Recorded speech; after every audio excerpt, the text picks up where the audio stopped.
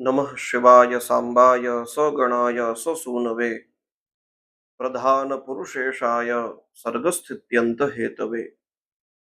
नमः शिवायै शिवाय च नमः। भगवान मृत्युंजय के पावन चरणों में प्रणाम। श्रावण मास के इस हमारे सत्संग क्रम में श्री शिव महापुराण की उमा संहिता के प्रारंभ में भगवान महादेव का ध्यान हम सब करें, इस तरह से श्री वेद व्यास जी ने उमा संहिता का प्रारंभ किया है। उमा संहिता नाम से ही हमको थोड़ा बोध हो जाता है कि इसमें मां भगवती जगदम्बा पार्वती की दिव्य लीला चरित्रों का निरूपण बताया गया है। पूर्व में थोड़ी नरकों की चर्चा, पाप आदि का, और शिव नाम लेने मात्र से उन पापों से निवृत्ति आदि होती है, यह सब बताया। और फिर मां भगवती के महाकाली, महालक्ष्मी, महासरस्वती स्वरूप और फिर उनके द्वारा महिषासुर, शुंभ, निशुंभ आदि जिन राक्षसों का उद्धार हुआ है, वह सब चरित्र इस उमा संहिता में गाया गया है। तो इस संहिता के प्रारंभ में श्री वेद व्यास जी महाराज भगवान महादेव का हम सब ध्यान करें, इस तरह से प्रार्थना करते हैं।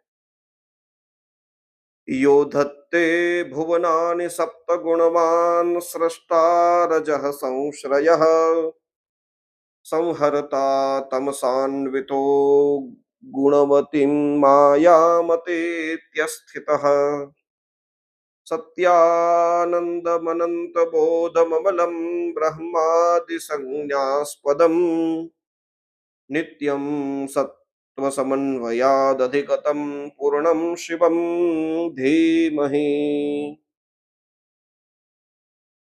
यो धत्ते भुवनानि सप्त गुणवान, जो सत्व गुण को धारण करके इस संपूर्ण संसार को जो धारण करते हैं, सप्त भुवनानि, सातों लोक को, सबको, 14 लोग सबको जो धारण करते हैं, और सृष्टा रजः संश्रयः, रजोगुण के द्वारा इस संपूर्ण सृष्टि को जो बनाते हैं, और तमसान्वितः संहर्ता, तमोगुण के अधिष्ठाता के रूप में भगवान महादेव स्वरूप धारण करते हैं और फिर इस सृष्टि का संहार करते हैं। गुणवती मायाम अतिथ्य स्थितः, वे ब्रह्मा के रूप में रजोगुण का स्वीकार करें, विष्णु के रूप में नारायण विष्णु के रूप में सत्वगुण का स्वीकार करे, या फिर भगवान महादेव के रूप में तमोगुण का स्वीकार करे, किंतु ये सत्वगुणी, रजोगुणी या तमोगुणी नहीं है। ये सब स्वरूप भगवान महादेव के गुणवती माया के से भी अतीत है, परे है। ऐसे प्रभु है जो सत्य, आनंद, अनंत बोध, अमल है, ब्रह्मादि संन्यासपदम, जो केवल सत्य स्वरूप, केवल आनंद रूप है, एकमेव अद्वितीय ब्रह्म स्वरूप है। लेकिन फिर सृष्टि बनाने हेतु ब्रह्मा, सृष्टि चलाने हेतु विष्णु, और फिर इसका संहार करने हेतु शिव, ऐसे ब्रह्मादि संज्ञा को वे धारण करते हैं। यदि उनको पाना है तो फिर क्या करें? देखो, भक्तों में यह बड़ी उलझन रहती है, और इसी के चलते ऐसी दुर्भावना भी बनी रहती है कि जो भगवान महादेव का भजन करते हैं वे स्वयं भी तामसी होते हैं। नहीं, गलत बात है। शास्त्रों को पढ़ेंगे, शास्त्रों के अर्थों को समझेंगे, तभी हमको पता चलेगा कि किस देवता की उपासना किस विधि से करनी है। लोगों को कहने से या कवियों के कविताओं को पढ़ने से हम अपनी उपासना विधि को नहीं देख सकते। हमारी उपासना धर्म शास्त्रों के आधार पे होनी चाहिए, और यह उपासना विधि बताने के लिए ही वेद व्यास भगवान ने इतनी मेहनत करी है। तो शिव जी के जो उपासक होते हैं वे सब अघोरी हो, तमोगुणी हो, व्यसनी हो, ऐसा नहीं है। यदि ऐसे हैं तो समझ ले वे शिव के उपासक नहीं है, उनको शिव की प्राप्ति कभी हो ही नहीं सकती, क्योंकि व्यास वचन है।